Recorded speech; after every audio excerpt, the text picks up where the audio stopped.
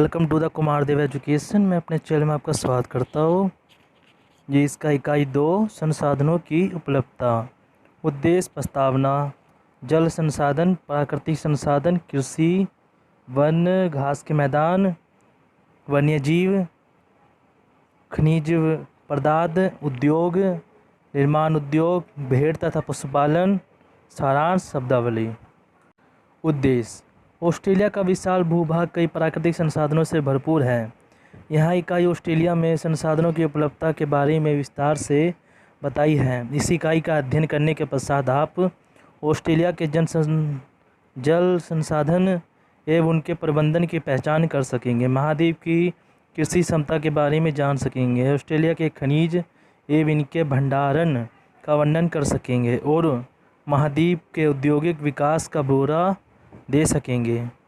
प्रस्तावना यानी intro. Australia कई प्राकृतिक संसाधनों से भरपूर है। इसमें पौधे, जंगली जानवर एवं खनिज पदार्थ शामिल हैं। आप जानते ही है कि यहाँ जल संसाधनों का अभाव है। इस इकाई में आप जान सकेंगे कि किस प्रकार ऑस्ट्रेलिया के लोग जल की कमी, जो वर्षा की कमी के कारण पैदा हुई है, इससे निपट रहे हैं। इस इकाई में महाद्वीप में उपलब्ध खनिज संसाधनों का एवं इनका किस प्रकार पूरे देश के विस्तार पर दोहन किया गया है के बारे में बताया गया है। ऑस्ट्रेलिया अब उच्च औद्योगिकीकृत देश है। लोगों ने कड़ी मेहनत एवं लंबे संघर्ष के बाद आधुनिक ऑस्ट्रेलिया राज्य का विकास किया है। देश में खनिज संपदा का विशाल भंडार है। इसके कृषिकृत माल से निर्यात क्षमता बढ़ी है। उद्योग से लिहाज से यह अब एक अग्रणी देश है। ऑस्ट्रेलिया अथवा दूधक उत्पादन, फल, कपास, चावल एवं फूलों का उत्पादन में काफ़ी अग्रणी हो गया है। जल संसाधन। वर्षा अथवा इसकी कमी, भूमि के प्रयोग एवं ऑस्ट्रेलिया में कृषि उत्पादन के लिए बहुत ही महत्वपूर्ण है।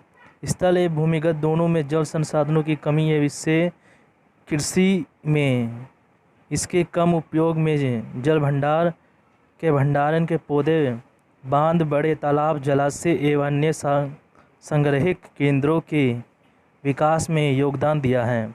ऑस्ट्रेलिया में वर्षा को प्रभावित करने वाली प्रमुख विशेषता ऊंचे पहाड़ी अवरोधों की कमी होना है। ऑस्ट्रेलिया के भूतल मानचित्र की विशेषताओं में पूर्वी समुद्री किनारों, निम्न भूमि एवं बड़े पश्चिमी पठारों के साथ साथ ढलाल, उदार, चौड़ी भूमि एवं उच्च भूमि शामिल है।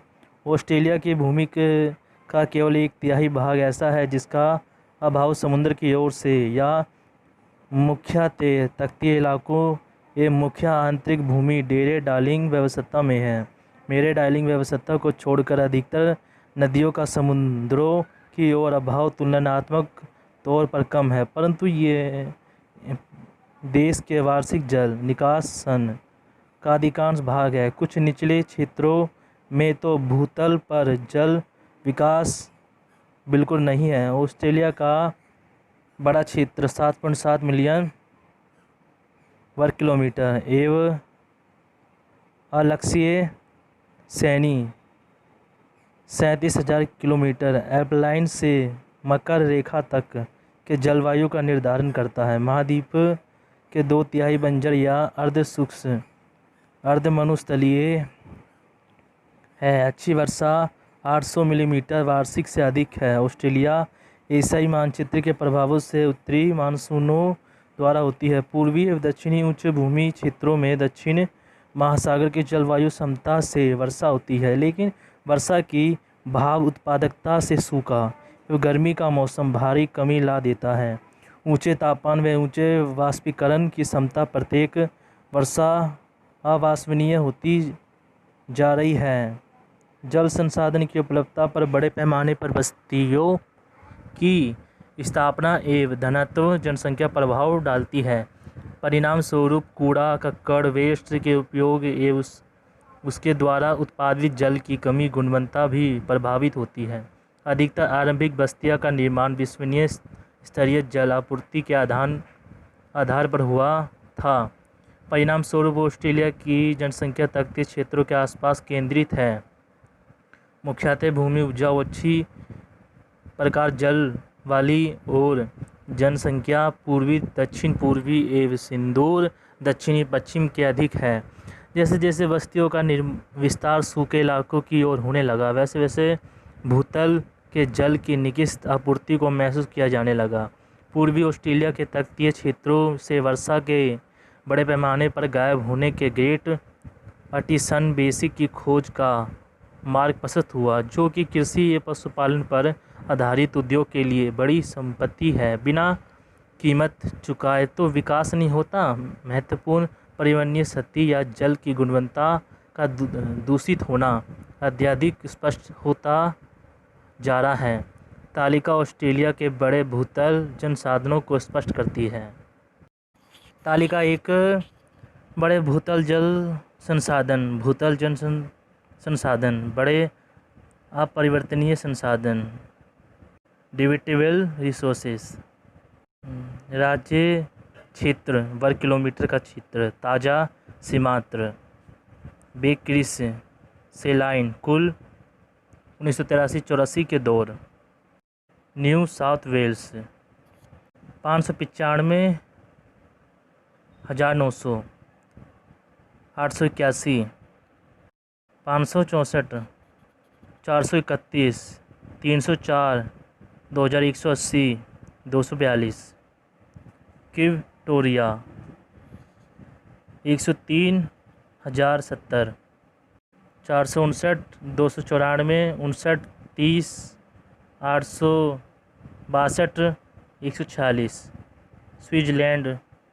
1,174,800, 1,760, 683, 255, 144, 2,840, 1962, 962, दक्षिण ऑस्ट्रेलिया 486,100, 102, 647, 375, 86, 1,210, 504, पश्चिमी ऑस्ट्रेलिया 2,622,000, 578, 1,240, 652, 261, 2,740, 355, तस्मेनिया 7,240, 47, 59, 8, 124, 5, उत्तरी क्षेत्र 236,700, 994, 3,380, 43, 10, 4,420, 24, ऑस्ट्रेलिया 5,226,440, 4,831, 6,877, 1,833, 835, 14,376, 2,238। स्रोत ऑस्ट्रेलिया जल संसाधन परिषद 1987। स्थायी नदियाँ एवं छोटी जलधाराएँ पर्याय महाद्वीपीय के छोटे से भाग में ही प्रवाहित है। ऑस्ट्रेलियाई नदियों की कुल वार्षिक जल निकासी 1997 लीटर आंकी गई है। इसमें से 100 ट्रिलीटर को अब उपयोग करने योग्य बनाया जा रहा है। दूसरे महाद्वीपों की तुलना में यह अभाव काफ़ी कम है। उत्तरी ऑस्ट्रेलिया में कमी गर्मी के महीने में कुछ क्षेत्रों में वर्षा कम होती है, जबकि दक्षिणी भाग में अलग स्थिति है। यहाँ शीतकाल में अधिक वर्षा होती है। यहाँ अधिक वर्षा होती है जहाँ व्यर्थ स्थानीय क्षेत्रीय विकास के लिए अधिकतर बहाव के स्तर के जल भंडार से नियंत्रित किया जा सकता है। कई क्षेत्रों में वाष्पीकरण की दर इतनी अधिक है कि उपज की तुलना में लागत अधिक हो जाती है। अधिक बहाव में से भी जल भंडारण की लागत पर भार पड़ता है। इसके लिए वितरित क्षमता की आवश्यकता है। अन्य महाद्वीपों की तुलना में यहाँ वर्षा के जल का बहुत कम उपयोग हो पाता है। इसके परिणाम स्वरूप तेज धार बहती है। वाष्पीकरण की दर तेज रहती है क्योंकि कई महत्वपूर्ण जगहों पर भंडारण की सुविधा नहीं है। पूरे ऑस्ट्रेलिया में केवल 31.5% मोड़ने योग्य डिवर्टिबल रिवर ट्यूबवेल जल के उपयोग के संसाधन हाल में विकसित किए गए। अधिकतर बचे हुए संसाधनों का प्रयोग सिंधु क्षेत्रों में होता है, जहां विकास अपरिवाहित एवं गैर आर्थिक है। मेरे डाइनिंग पर क्षेत्र जैसी जगहों में जहां जल दुर्लभ है, वहां कुछ संसाधनों की अभी भी विकसित किया जाना है। जल के स्रोत की कुशल क्षमता की प्राप्ति के लिए उसके उचित प्रबंधन पर बल दिया जाना चाहिए। जल संसाधनों को 4 स्तरों के ढांचे में आंका जा सकता है। पर्यावरण में उपलब्ध कुछ जल की तुलना में उपलब्ध जल संसाधन, सतही जल में वार्षिक वृद्धि एवं भूमिगत जल का पुनः एकत्रीकरण, मोड़ने योग्य जल एवं वर्षा वाले जल का पुनः एकत्रीकरण जिसका उपयोग किया जा सके। कुल मोड़ने योग्य जल की विकसित जल मात्रा जो कि उपयोग के लिए विकसित हो। संसाधनों उपयोग कुछ विकसित जल संसाधन का माप है जिसका वास्तव में उपयोग होता है। वास्तव में दूसरे स्तर के आकलन पर जोर दिया जाता है। मोड़ने वाले जल संसाधन का प्रमुख स्रोत है। मोड़ने वाले जल संसाधन वार्षिक जल की मात्रा में मापित होते हैं। आधुनिक तकनीकी के इस्तेमाल से इसको विकसित या संभावना वाले सतही जल या भूमिगत स्रोतों से भंडारों पर गैर स्थिति गलत प्रभाव के हटाया जा सकता है। ऑस्ट्रेलिया में जल संसाधनों के प्रबंधन बड़े पैमाने पर व्यवस्थापन एजेंसियों के द्वारा होता है, जिसमें सिंचाई प्रबंधन कारण महानगरीय जल बोर्ड, स्थानीय सरकारी परिषद एवं व्यक्तिगत लोग शामिल हैं। जल प्राधिकरण जल के आकलन एवं नियंत्रण की प्रक्रिया में शामिल है। ऑस्ट्रेलिया के संविधान के अधीन प्रत्येक जल राज्य सरकार पर जल के प्रबंधन का आरंभिक उत्तरदायित्व है। केंद्र सरकार इस मसले में दोनों के लिए उत्तरदायी है। केंद्र सरकार वित्तीय सहायता के द्वारा इसमें अप्रत्यक्ष रूप से सहायता करती है। कभी कभी केंद्र सरकार परियोजनाओं के समय के माध्यम से, जैसे मेरे डार्लिंग बेसिक आयोग में भी यह कार्य करवाती है। प्राकृतिक संसाधन कृषि, नई भूमि की खोज, यातायात के संसाधनों का विकास, लाभ वाले बाजार, तकनीकी की वैज्ञानिक उपलब्धियों के द्वारा ऑस्ट्रेलियाई कृषि के विकास का मार्ग प्रशस्त हुआ। 1950 के दशक के अंत तक ऑस्ट्रेलियाई निर्यात का 80% कृषिगत उत्पादन से होता था। इसके बाद जैसे ऑस्ट्रेलियाई अर्थव्यवस्था में विभिन्नता आई, कृषि उत्पादकों में के निर्यात की दर घटी है। हाल के वर्षों में खनन तथा कारखानों से निर्मित वस्तुओं की गुणवत्ता में वृद्धि एवं सेवा क्षेत्र का विस्तार होने से भी यह कम हुई है। निर्यात में कमी का कारण कृषि गतिविधियों का घटना नहीं है, क्योंकि इस अवधि में कृषि उत्पादन में वृद्धि है। वर्तमान में कृषि का सकल घरेलू उत्पादन में हिस्सा 3% है। कृषि एक बड़ा एवं महत्वपूर्ण क्षेत्र है जिसकी अंतर्राष्ट्रीय ग्रामीण व्यवस्था में महत्वपूर्ण भूमिका है। इसमें मात्रा की दृष्टि में ऊन, गाय का मांस, गेहूँ एवं चीनी की विशेष महत्व है। ऑस्ट्रेलिया दूध उत्पादन, फल, कपास, चावल एवं फूलों के उत्पादन में भी महत्वपूर्ण स्थान रखता है। ऑस्ट्रेलिया अपेक्षाकृत एक सपाट महाद्वीप है।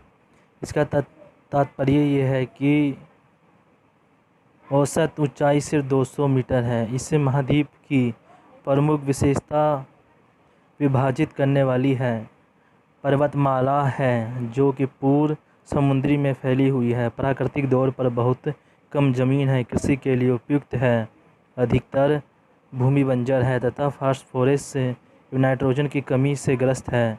आरंभ से ही इन कमियों को दूर करने के लिए सुपरफास्फेट का नाइट्रोजन उपकरणों का प्रयोग किया जाता रहा है। ऐसे विशेषकर खनन एवं पशुपालन की फसलों के लिए किया गया। कमजोर भूमि संरचना एवं जल जमाव की संभावना भूमि की अन्य सामान्य विशेषता है। अधिकतर क्षेत्र प्राकृतिक तौर पर नमक या अम्ल से प्रभावित है। इन मिट्टियों की यह विशेषता कृषि गतिविधियों को सीमित रखती है। अथवा कृषि गतिविधियों को पूरी तरह असफल बना देती है। आपने पिछली इकाई में पढ़ा होगा कि अर्जेंटीना को छोड़कर ऑस्ट्रेलिया विश्व में सबसे सूखा महाद्वीप है। उत्तरी क्षेत्र में गर्मियों में वर्षा होने से यह भाग चरागाहों के लिए उपयुक्त है तथा समुद्र तटीय प्रदेशों में गन्ना तथा कुछ फसलों का उत्पादन होता है। दक्षिणी ऑस्ट्रेलिया की सूखी गर्मियों की दशाओं से गेहूँ तथा कुछ अन्य भूमि में खाद्यान्नों की कृषि, भेड़ों का दूध, पशुओं तथा उच्च वर्षा वाले क्षेत्रों में है, गायों आदि के लिए उपयुक्त है। कुछ क्षेत्रों में वर्षा की मात्रा में प्रति वर्ष अंतर होता है। ये सूखे एवं अर्ध शुष्क क्षेत्रों में अधिक प्रचलित है। वर्षा की विभिन्नता से कभी कभी सूखा भी पड़ जाता है। पर जलवायु एवं ऑस्ट्रेलिया में वर्षा की विभिन्नता के कारण आवश्यक है कि ऑस्ट्रेलिया में जल भंडारण किया जाए। 70% भंडारित जल का उपयोग कृषि कार्यों के लिए होता है। भंडारण के लिए फसलों के ये सिंचाई का प्रत्येक आपूर्ति सुनिश्चित की जाती है, जिन्हें नियंत्रण जल की आवश्यकता होती है। सिंचाई सुविधा से इन क्षेत्रों को कृषि उपयोग बना दिया है, जो इसके अभाव में कृषि के लिए अनुपयुक्त थे। ऑस्ट्रेलिया कृषि उत्पादनों को वाष्पीकरण की एक कारक के रूप में प्रभावित करता है। गर्मी के महीनों में काफ़ी तेज़ धूप निकलती है। जलवायु की इस विशेषता के कारण अन्य महाद्वीपों की तुलना में ऑस्ट्रेलिया में अधिक वाष्पीकरण होता है। अधिक वर्षा के क्षेत्रों में जहां 5 महीने वर्षा होती है, वहां केवल कुछ विशेष फसलें ही संभव हैं। जहां 9 मास या अधिक वर्षा होती है, वहां उष्णकटिबंधीय फसलों को तथा फलों को उगाया जाता है। जहां 5 महीनों तक या उससे कम प्रभावी वर्षा होती है, वहाँ सिर्फ सीमित इकाइयों में फसलों की खेती होती है। यूरोपीय प्रवासियों के आगमन के बाद ऑस्ट्रेलियाई खेती का महत्वपूर्ण परिवर्तन आया है। ऑस्ट्रेलिया के जंगलों में एवं लकड़ी की वनस्पति व्यवसायता को बड़े पैमाने पर हटाया गया है, खासकर कृषिगत गतिविधियों के लिए। इन क्षेत्रों को खेती प्रसंस्करण, घास उगाने वाले खेतों के तौर पर प्रयोग किया जाने लगा है। दूसरे क्षेत्रों, खासकर अर्ध शुष्क क्षेत्रों में जहां परंपरागत घास के बड़े पैमाने पर खेती होती है, वहां अब महंगी लकड़ी एवं मोटे वृक्ष लगाए गए हैं। वन एवं घास मैदान। यूकेलिप्टस ऑस्ट्रेलिया का एक महत्वपूर्ण वृक्ष है। ये हमेशा हरा भरा रहता है एवं इसके अटकल लगने वाले वृक्ष टीन्स ग्रेस टीन्स कहा जाता है। इसमें कुछ बड़े और कुछ छोटे। इसमें से जरा एक कारी वृक्ष मूल्यवान लकड़ियों के लिए मशहूर है। वैक्टल एक और प्रचलित वृक्ष है। ये लंबा होता है और इसमें गर्मियों के सुनहरे रंग के फूल आते हैं। वर्षा या इसकी कमी प्राकृतिक पौधे के वितरण को नियंत्रित करती है। जहाँ भारी वर्षा होती है, वहाँ जंगल है, घास के मैदान एवं छोटे वृक्ष के मैदान आंतरिक सूखे भागों में पाए जाते हैं। पंप, बॉस, पीच एवं देवदार के वृक्ष उत्तरी पूर्वी क्षेत्रों में तथा तटीय क्षेत्रों में होते हैं। यूकेलिप्टस मुख्यतः तस्मानिया के जंगलों एवं दक्षिण पूर्वी एवं दक्षिण के पश्चिमी भागों में पाया जाता है। ऑस्ट्रेलियाई घास के मैदान या तो उष्णकटिबंधीय या शीत टेम्परेट है। उष्णकटिबंधीय घास के मैदान में पाए जाते हैं एवं संभावना के नाम से जाने जाते हैं। शीतोष्ण घास के मैदान मरे डार्लिंग की तलहटी में पाए जाते हैं एवं इन्हें डाउन्स कहा जाता है। ये कृषि एवं पशुपालन उद्योग के लिए जाने जाते हैं। अर्धशुष्क क्षेत्रों वनस्पति के साल्ट वृक्ष एवं मगार के पीछे शामिल है। कैक्टस या कटीले घास के छोटे मैदान अधिक सूखे या बंजर क्षेत्रों में पाए जाते हैं। वन्य जीवन वाइल्ड लाइफ। ऑस्ट्रेलिया के अधिकतर पशु मांस पियल वर्ग के है। इस पशु के पेट के नीचे चमड़े का एक थैला होता है, इसमें ये अपने बच्चे को रखते हैं। कंगारू एवं बल्टवी ऐसे दो पशु हैं। कंगारू घास एवं पत्तों पर गुजारा करते हैं। कंगारू ऑस्ट्रेलिया का प्रतीक है। इस श्रेणी में कोयला दूसरा जानवर है। इसकी बड़ी नाक होती है। ये वृक्षों पर रहता है और यूकेलिप्टस के पत्तों को खाता है। ये दिन में सोता है एवं रात में जागता है। डिंगो जंगली कुत्ता है। प्लेटिपस आश्चर्यजनक जानवर है। ये एक पक्षी पशु है जो चलता है तथा पानी में रहता है। ये चौपाया जानवर है जो पक्षियों की तरह अंडे देता है। इमू कोकोबुरा एवं लारी पक्षी प्रसिद्ध पक्षी है। इमू एक विशाल पक्षी होता है पर यह उड़ नहीं सकता। ककबूरा विशेष तरीके से हंसता है। लायक पक्षी बहुत सुंदर होता है जो कि अन्य पक्षियों के गाने, कुत्तों के भौंकने तथा चलती मोटर कार की आवाज़ निकाल सकता है। खनिज पदार्थ 1993 के ऑस्ट्रेलिया एवं न्यूजीलैंड के औद्योगिक मानक वर्गीकरण की परिभाषा के अनुसार खनन का अर्थ मुख्यतः खनिजों को भूमि से निकालना है।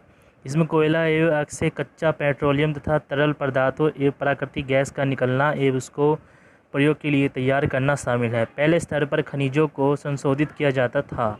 इसका खनन उद्योग से सीधा संबंध है। 1995-96 में खनन उद्योग ऑस्ट्रेलिया के सकल घरेलू उत्पाद का 4% या 18,668 ऑस्ट्रेलिया डॉलर था। तालिका 2 में 1995 तथा 96 के बीच खनिजों की उपलब्धता पर प्रकाश डाला गया है।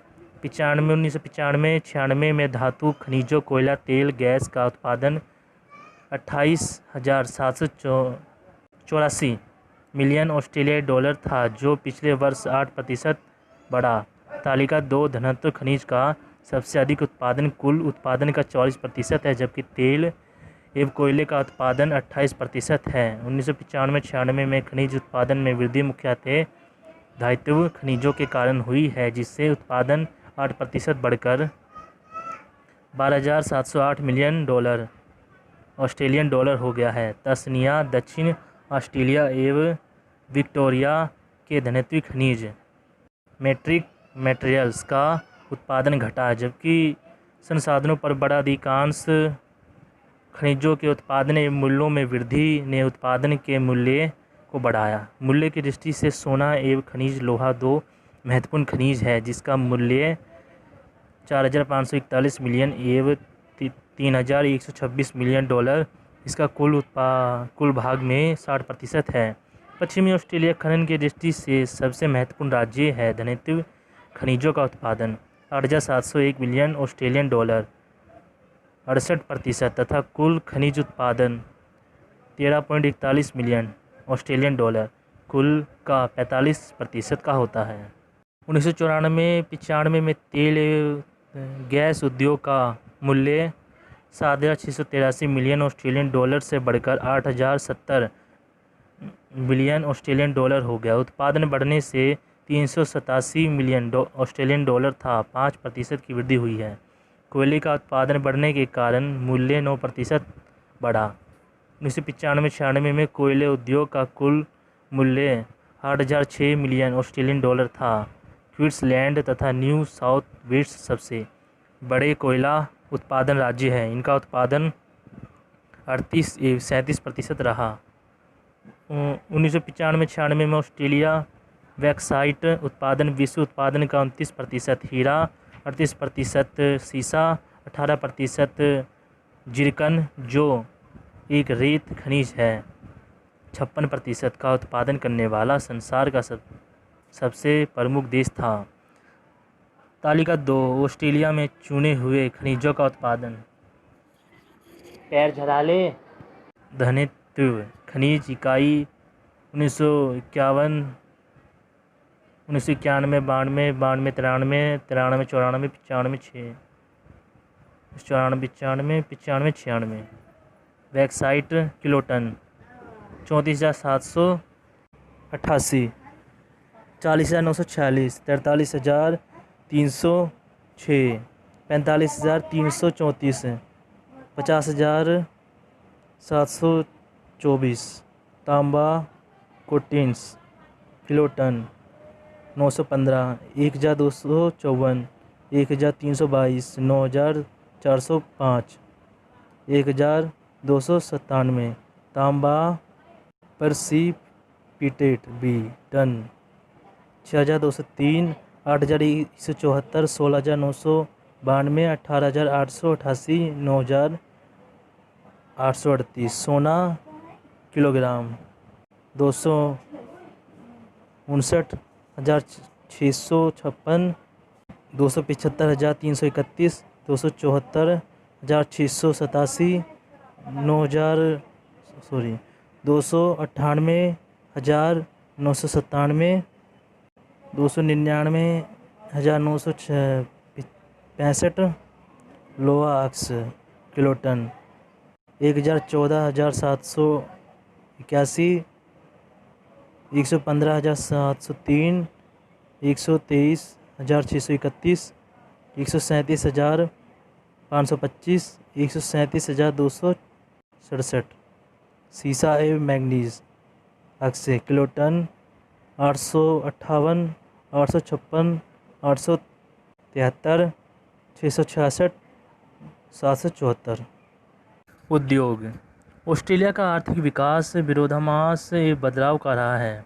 उपनिवेश स्थापित होने के आरंभिक वर्ष में 1788 से 1820 के बीच उद्योग या व्यावसायिक कार्यों की संभावना कम थी। सरकार के मुख्य उत्पादन एवं मुख्य उपभोक्ता के नाते आटा, नमक, रोटी, मोमबत्ती, चमड़े के सामान, बढ़ई या एवं लोहार के सामान के अन्य घरेलू सामानों को बनाने के लिए जो बहुत जरूरी थे कार्यशाला स्थापित की थी। 1820 से 1850 के बीच कृषि एवं पशुपालन पर आधारित उद्योगों ने ऑस्ट्रेलिया के आर्थिक विकास को गति दी। 1850 तक ऑस्ट्रेलिया ब्रिटिश बाजारों को 50% से अधिक ऊन निर्यात करता था। ऊन उद्योग के विस्तार ने अन्य उद्योगों को भी फायदा पहुंचाया। स्थानीय उद्योगों की स्थापना नए बाजार की संभावना के कारण होने लगी। 1850 एवं 1860 के दशकों में सोना ऊन के निर्यातों की राशि को पार कर गया। इसे ब्रेकिंग एवं व्यापार पर भारी विस्तार हुआ। 1870 के दशक में कारखानों में निर्मित वस्तुओं के उद्योग के विकास में प्रगति हुई। 1901 से 30 के बीच विनिर्माण उद्योग, मैन्युफैक्चरिंग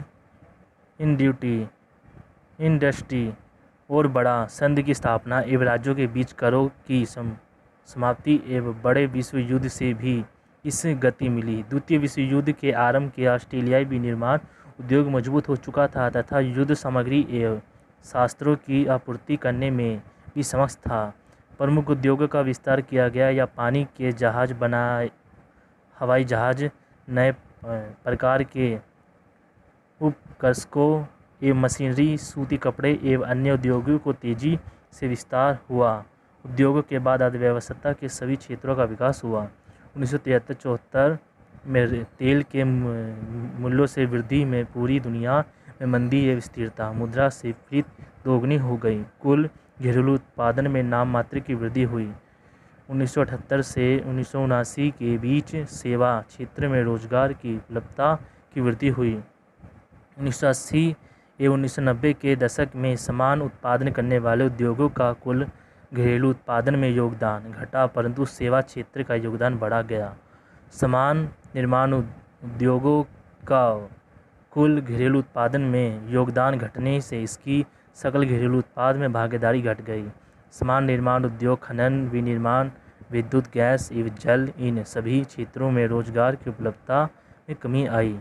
इस पाठ के अगले अंश में ऑस्ट्रेलियाई अर्थव्यवस्था के मुख्य उद्योग क्षेत्रों की संरचना एवं कार्य प्रवृत्ति, उसके कुल आर्थिक गतिविधि में योगदान विशेषकर उत्पादन एवं रोजगार देने के बारे में बताया जाएगा। आंकड़ों को बड़े उद्योगों के विस्तार पर प्रस्तुत किया गया है जो कि ऑस्ट्रेलिया एवं न्यूजीलैंड के औद्योगिक नामक वर्गीकरण के स्तर पर है। तालिका 5 प्रत्येक उद्योग के कार्यगत संकेतों की नवीनतम जानकारी देती है, पर इसके क्षेत्र में गैर रोजगार व्यवस्था एवं साधारण सरकारी क्षेत्र की पहचान संभव है। उद्योग के उपलब्धियों एवं तुलनात्मक प्रदर्शन को संबंधित उद्योगों के प्रदर्शन की जगह संरचनात्मक उत्पादकों एवं प्रदर्शन के औसत के आधार पर विश्लेषित किया जा सकता है। तालिका 3 में औसत को वित्तीय विशेषण में शामिल किया गया। उदाहरण के लिए 1966, 86, 87 में यह इस प्रकार है। वह उद्योग जिन्होंने अपनी बिक्री एवं लाभ को जोरदार अनुपादित प्रगति की है, जैसे कि लाभ के अंतर से स्पष्ट है, जैसे वित्तीय क्षेत्र, बीमा एवं खनिज उद्योग। व्यक्तिगत सामुदायिक सेवाओं में व्यापार, खुदरा व्यापार, व्यक्तिगत एवं अन्य सेवाएं एवं निर्माण, औसतन कुल संपत्ति के लिए ऊंची वापसी। वे उद्योग जिसमें लंबे समय के सनों को कुल संपत्ति के साथ शामिल किया गया है। लंबे समय के सन अनुपात से स्पष्ट वे थे कृषि, वन, मछली पालन, व्यक्तिगत एवं अन्य क्षेत्र। सेवा सन की अधिकांश दायगी जैसे सूद अनुपात से स्पष्ट है कि ये व्यक्तिगत समुदाय सेवाओं एवं अन्य सेवाओं में पाई गई। तालिका 3 उद्योग निष्पादन अनुपात का 1996-97। उद्योग लाभ का अंतर, कुल संपत्ति का आया, लंबी ब्याज समय, निवेश दर। कृषि, वन एवं मछली पालन 10.3, 2.3, 0.1, 2.7, 63.1। खनिज 16.3, 7.9 उपलब्ध नहीं है। विनिर्माण 6.9, 8.2, 0.5, 5.0, 16.9। विद्युत, गैस एवं जल 11.0, 2.8 उपलब्ध नहीं है। निर्माण 4.3, 9.1, 1.0, 4.3, 10.2। कुल व्यापार 3.1, 7.7, 0.4, 4.2, 12.3। खुदरा व्यापार 3.8, 10.4, 0.7, 3.8, 12.7। रेस्तरां, कैफ़े आदि का शामिल होना 6.8, 6.1, 0.7, 3.3, 28.7। यातायात एवं भंडार 2.8, 2.3, 0.7, 1.9, 27.3। संचार सेवा 7.9, 5.0, 0.6, 3.5, 79.3। वित्तीय बीमा 32.0, 3.2, 2.0। संपदा व्यापार सेवा 12.4, 5.8, 0.7, 3.0, 15.5। व्यक्तिगत सामुदायिक सेवा 11.1, 13.1, 0.5, 9.2, 14.6। सांस्कृतिक एवं पूंजीगत सेवाएं 4.3, 3.0, 0.8, 2.6, 88.1। व्यक्तिगत व अन्य सेवा 12.2, 9.5, 0.2, 8.3, 17.1। सभी उद्योग 9.0, 5.4, 0.3, 2.6, 24.9। स्रोत व्यवसाय संचालन एवं उद्योग प्रदर्शनी प्रभावित 8142.0 प्रदर्शनियों की गिरावट का औसत जो तालिका 13.6 में दिखाया गया निम्नलिखित है।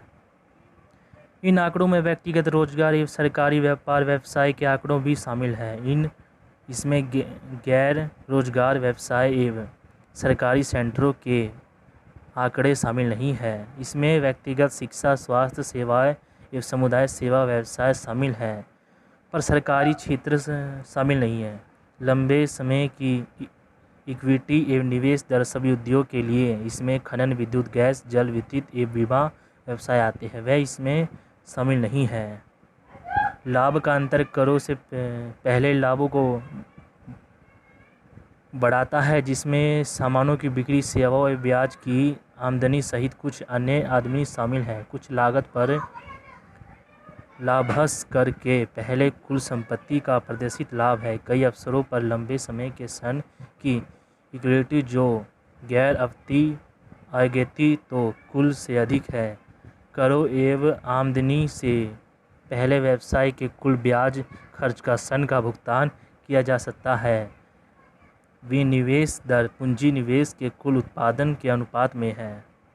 विनिर्माण उद्योग मैन्युफैक्चरिंग। विनिर्माण कारखानों में निर्मित उत्पादन मुख्यतः पदार्थों के भौतिक एवं सामाजिक परिवर्तन से नए उत्पादों के तत्वों से संबंधित है, जहां कार्य विद्युत चालित मशीन या हाथ से होता है। विनिर्माण उद्योग ऑस्ट्रेलियाई उद्योग का एक महत्वपूर्ण भाग है। ये क्षेत्र ऑस्ट्रेलिया के सकल घरेलू उत्पाद का 13% तथा रोजगार में भी लगभग 13% योगदान करता है। विनिर्माण उद्योग के मूल्य के महत्वपूर्ण वृद्धि के बावजूद ये पिछले 10 वर्षों में 16% के करीब बढ़ी है। ऑस्ट्रेलिया के सकल घरेलू उत्पाद में घरेलू की भागीदारी पिछले 20 वर्षों में 18% से गिरकर वर्तमान में 13% रह गई है। इसी तरह विनिर्माण क्षेत्र में रोजगार 1.1 मिलियन लोगों से घटकर जो पिछले वर्ष 20 वर्ष पहले थी, जून 1997 में 9,40,300 रह गई। आगे आने वाले पर भाग में विनिर्माण उद्योग के क्षेत्र के संपूर्ण आंकड़ों को एवं इस उद्योग की विस्तारित श्रेणी को स्पष्ट किया गया है। इस श्रेणियों को उपखंडों में बांटा गया है। 1897-98 में विनिर्माण उद्योग का उत्पादन 50 वर्ष पहले से 13%, 10 वर्ष पहले से 16% एवं 15 वर्ष पहले से 36% था। 1992-93 से 97-98 की अवधि के दौरान विनिर्माण उद्योग का उत्पादन लगातार बढ़ा है। 1992-93 से 97-98 के 5 वर्ष की अवधि में विनिर्माण उद्योग के कुल 9 उपखंडों में से 6 उपखंड में उत्पादन बढ़ा है। इस अवधि में सबसे अधिक उत्पादन मशीनरी के कलपुर्जों के निर्माण में 30% से अधिक, छपाई, प्रकाशन एवं विद्युत संचार में 17% से अधिक एवं अन्य निर्माण उद्योग में 17% से अधिक उत्पादन बढ़ा है। 3 उपखंडों में जहां उत्पादन घटा है, सबसे अधिक उत्पादन गैर धातुवीय खनिज उत्पादित विनिर्माण उद्योग में हुआ है, जहां 11.5% उत्पादन गिरा है। तालिका 4 विनिर्माण उद्योग का कुल उत्पादन। उद्योग उपखंड 1992-93, 93-94, 94-95, 95-96, 96-97, 97-98। भोजन एवं तंबाकू विनिर्माण 104.7, 107.8, 108.7, 111.6, 111.9, 117.1। कपास, कपड़ा, कपड़े के जूट एवं चमड़ा निर्माण 79.5, 90.2, 79.0, 88.0, 91.9, 88.3। लकड़ी एवं कागज उत्पादन 101.7, 105.0, 109.0, 105.2, 112.7, 118.2। छपाई, प्रकाशन एवं विद्युत संचार विनिर्माण 96.7, 100.5, 107.5, 104.2, 102.5, 112.8। पेट्रोलियम, कोयला, रासायनिक एवं सहयोग उत्पादन विनिर्माण 104.6, 110.0, 113.6, 117.2, 116.9, 123। गैर धातुवीय खनिज उत्पादन विनिर्माण 95.5, 97.8, 99.5, 92.0, 88.6, 84.5। धातुवीय उत्पादन विनिर्माण 97.3, 101.3, 100.2, 104.2, 102.9, 95.3। मशीनरी एवं कलपुर्जों विनिर्माण 92.5, 101.6, 112.7। 3 जून से 1997 को विनिर्माण उद्योग से ऑस्ट्रेलिया के कुल 196,300 लोग रोजगार पा रहे थे। 1996-97 के दौर में इकाइयों ने मजदूरी एवं वेतन के रूप में 32.634 मिलियन एवं 208,348 मिलियन का कुल व्यापार किया।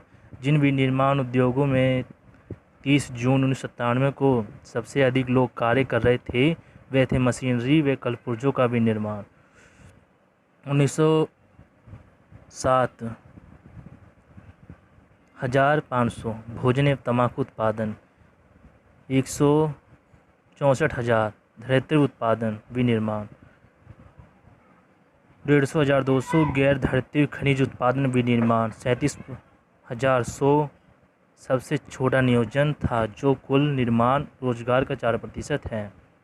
खनन व पेय पदार्थ एवं तंबाकू विनिर्माण का कुल व्यापार में सबसे अधिक योगदान रहा। इसका कुल व्यापार 148 मिलियन ऑस्ट्रेलिया डॉलर था जो कि कुल निर्माण का 22% था। दूसरे क्षेत्रों में जिन्होंने महत्वपूर्ण योगदान दिया वह थे मशीनरी एवं कलपुर्जों विनिर्माण 20%, धरित्री उत्पादन विनिर्माण 18% एवं पेट्रोलियम कोयला रासायनिक एवं सहयोग उत्पादन विनिर्माण 16%।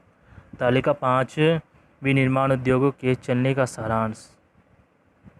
1996-97 उद्योग उपखंड 30 जून 1997 को रोजगार मजदूरी एवं वेतन मिलियन ऑस्ट्रेलियन डॉलर। कुल व्यापार मिलियन ऑस्ट्रेलियन डॉलर। प्रति व्यक्ति का रोजगार एवं औसत मिलियन ऑस्ट्रेलियन डॉलर। भोजन व तंबाकू विनिर्माण 164.0, 5,610, 44,978, 274। कपास कपड़े के जूते एवं चमड़ा विनिर्माण 77.0, 2013, 9,935, 129। लकड़ी एवं कागज उत्पादन निर्माण 61.5, 2020, 11,481, 187। छपाई प्रशासन एवं विद्युत संचार विनिर्माण 97.7, 3,335, 14,868, 154। पेट्रोलियम कोयला रासायनिक एवं सहयोगी उत्पादन विनिर्माण 93.4, 3,806, 32,863, 352। गैर धरित्री खनिज उत्पादन विनिर्माण 37.1, 1,373, 8,622, 232। धरित्री उत्पाद विनिर्माण 150.2, 5,568, 37,894, 292। मशीनरी एवं कलपुर्जों विनिर्माण 207.5, 7,497, 41,260, 1999। अन्य विनिर्माण 97.9, 1,412, 6,446, 111। कुल विनिर्माण 996.3, 32,634, 208,348, 220। स्रोत विनिर्माण उद्योग ऑस्ट्रेलिया 8,231.0। इसमें कार्यरत संपत्ति शामिल है। कार्यरत संपत्ति की आय शामिल नहीं है। भेड़ तथा पशुपालन ऑस्ट्रेलिया में सबसे अधिक भेड़ पाई जाती है जिसका पालन मुख्यतः ऊन प्राप्त करने के लिए होता है। ये छोटे घास एवं लवण झाड़ी स्ट्रीट ब्रश में भी रह सकती है। मेरे एवं डार्लिंग नदियों के बीच सबसे अच्छा भेड़ों का निवास स्थान है। मोरिनो का एक महत्वपूर्ण प्रजाति की भेड़ होती है जो उत्तम प्रकार के ऊन का उत्पादन करती है। ऑस्ट्रेलिया के भेड़ पालन भेड़ फार्म में होता है जो कि भेड़ स्टेशन के नाम से जाने जाते हैं। प्रत्येक भेड़ स्टेशन लंबी गांव जैसे है, जहां पवन चक्की सहित आधुनिक सुविधाएं हैं जो जल की आपूर्ति करती है। विशेषज्ञ एक दल एक स्टेशन से दूसरे स्टेशन जाता रहता है। ऑस्ट्रेलियाई ऊन का 90% हिस्सा निर्यात होता है। ऑस्ट्रेलिया के जानवरों का पालन मुख्यतः दूध उत्पादन, घी, मक्खन एवं मांस उत्पादन के लिए होता है। क्वींसलैंड के घास के मैदान में उत्तरी क्षेत्रों में सबसे अच्छे मांस उत्पादन पशु पाए जाते हैं। अधिकतर दूध से सहकारी कारखानों में घी एवं मक्खन बनाया जाता है। सारांश: ऑस्ट्रेलिया प्राकृतिक संसाधनों के मसले में संपन्न है। ये विशाल सपाट भूमि एवं कृषि गतिविधियों दोनों के लिए उपयुक्त है। यद्यपि ऑस्ट्रेलिया में वर्षा की कमी, परंतु यहाँ भूतल जल भंडार बड़ी मात्रा में है। ऑस्ट्रेलिया में सोने सहित महत्वपूर्ण खनन संसाधन है। देश धनवान है, इसके बावजूद संसाधनों को लोगों के लिए उपयोगी बनाने हेतु कठिन परिश्रम करना पड़ता है। ऑस्ट्रेलिया का आर्थिक विकास विरोधाभासों एवं परिवर्तन का है। आरंभ में 1820 तक उद्योग एवं वाणिज्य के विकास की बहुत कम संभावना थी। ये धीरे धीरे बढ़ा है। 20वीं शताब्दी के आरंभिक 3 दशकों में राज्यों के बीच सीमा शुल्क की समाप्ति से विनिर्माण उद्योग को बढ़ावा मिला है। द्वितीय विश्व युद्ध के बाद अर्थव्यवस्था के सभी क्षेत्रों ने विकास किया। विश्वव्यापी स्तर पर खनिज तेल का मूल्य बढ़ने के कारण 1973-74 में अर्थव्यवस्था के सभी क्षेत्र प्रभावित हुए। 1968 एवं 1969 के बीच रोजगार दर में मामूली वृद्धि सेवा क्षेत्र तक सीमित रही। 1990 के दशक में खनन, विनिर्माण, विद्युत उद्योग और गैस तथा जल क्षेत्रों में रोजगार के अवसर कम हुए। शब्दावली: पठार, प्लेटू, समुद्र तल के स्तर से ऊंचा भूभाग। एरिस्ट, सूखे बंजर भूमि। अपवाह, रन ऑफ, तेज धार। दोस्तों, चैप्टर खत्म हुआ। वीडियो चलेगी, वीडियो को लाइक करें, चैनल को सब्सक्राइब करें। थैंक यू दोस्तों।